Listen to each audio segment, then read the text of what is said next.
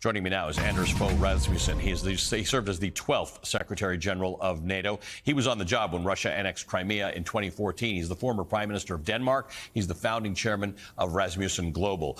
Sir, thank you for joining us. We appreciate your time this morning. Thank you very much. Good morning. Thank you for having me on your show. Let me talk to you about, look, we know that Sweden and Finland are interested in joining NATO. We know that the other countries that have to ratify it are probably well on their way to ratifying it. There was a bit of a blip with Turkey, but it worked itself out. NATO's a different, Ukraine is a different story. Ukraine actively avoided joining NATO for a while, and then even at the beginning of this war, sort of hedged on the idea. They didn't want to do things that were deliberately provocative in Russia's mind to Russia. Now they say they want to go full steam ahead. What does it look like from the NATO side? How does getting accelerated access to NATO work from the NATO perspective?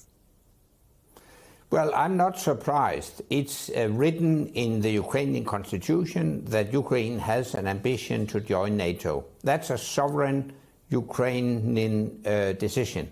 However, it will take some time, and in the meantime, Ukraine needs ironclad security guarantees, and that's the essence of the Kiev Security Compact that I presented to President Zelensky some weeks ago.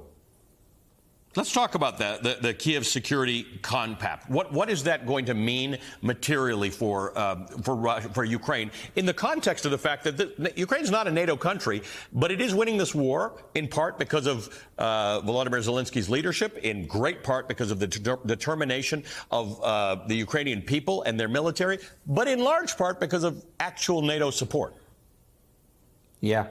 It is because of support from NATO allies that we fortunately see the Ukrainian forces make such progress on the battlefield. And I think based on that, we should sign a security compact between Ukraine and some very important allies. The essence of that would be to make Ukraine capable to defend itself against any Russian attack. That is the ultimate security guarantee, and that would entail, firstly, so strong military forces in Ukraine that they can withstand any Russian attack. Secondly, enhanced intelligence cooperation with partners and Ukraine.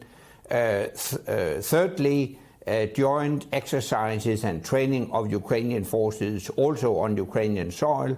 And finally, the development of a strong military industry in Ukraine. So that's the essence of the Kiev Security Compact, a commitment to actively help Ukraine to defend itself by itself.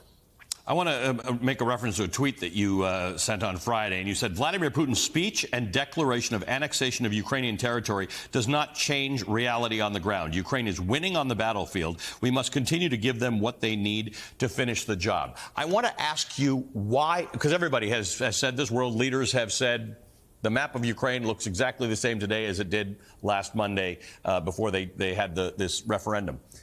Why is that response different than it was for Crimea in 2014? Because we have learned lessons from history. No doubt that we reacted too reluctantly and too mildly when Putin illegally annexed Crimea into the Russian Federation. And by that, we sent him a dangerous signal that he could, almost without any cost, annex also the eastern and southern parts of Ukraine. We have learned lessons from the past, so now we have to respond determinedly to send more heavy weapons to Ukraine. The Ukrainians have the will to fight.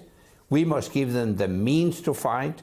They are fighting on behalf of all of us for freedom and democracy.